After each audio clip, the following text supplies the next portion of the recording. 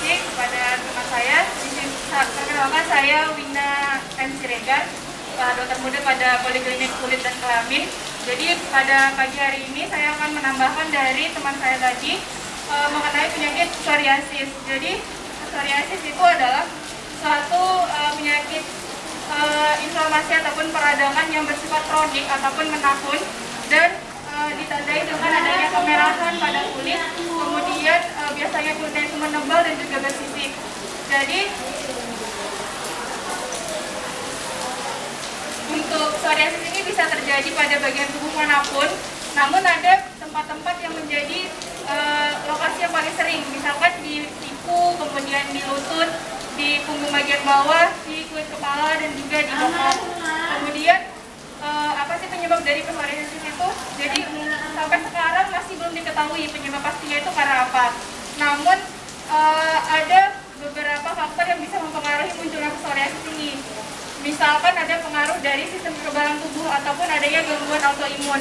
Kemudian selain itu juga bisa karena adanya riwayat genetik dan juga karena faktor lingkungan.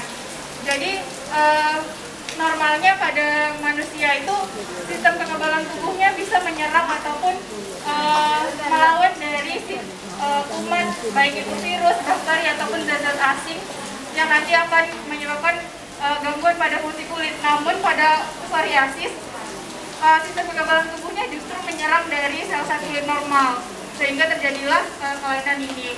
Kemudian pada orang normal, sel kulit itu dia berganti dalam beberapa minggu. Jadi sel kulitnya itu mati dan akan diganti dengan sel kulit yang baru. Tapi pada keadaan psoriasis, kulit mati, sel-sel kulitnya itu berganti lebih cepat. Jadi dalam hitungan hari dia sudah berganti lapisannya.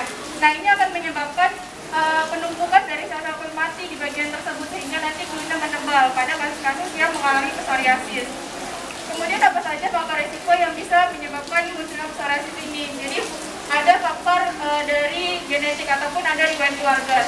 Jadi ada penelitian yang mengemukakan bahwa pada orang tua yang memiliki riwayat psoriasis itu salah satunya bisa menurunkan kepada anaknya sekitar kemungkinannya itu sampai 39%. Namun apabila orang tuanya tidak memiliki riwayat psoriasis, anaknya masih tetap bisa mengalami psoriasis, yaitu sebesar 12%.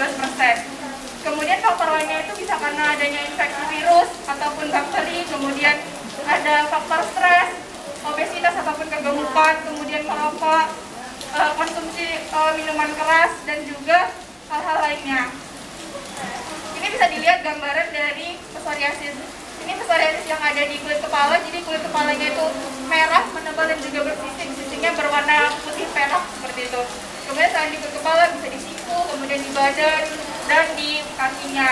Kemudian gejala umumnya itu bisa berupa kulitnya memerah dan terasa kering, kemudian tebal dan juga bersisik.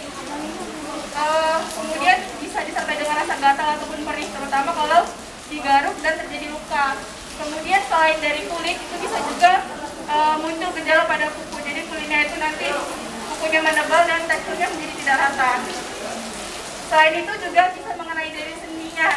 Jadi kalau sudah mengenai sendi, namanya disebut dengan psoriasis artritis.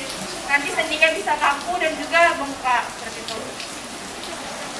Kemudian apa saja perubahan gaya hidup yang perlu dilakukan untuk mengatasi psoriasis? Jadi pertama harus menggunakan pengobatan yang sesuai dengan anjuran dokter. Jadi apapun obat yang disampaikan oleh dokter harus dikonsumsi secara teratur, salamnya digunakan secara teratur. Kemudian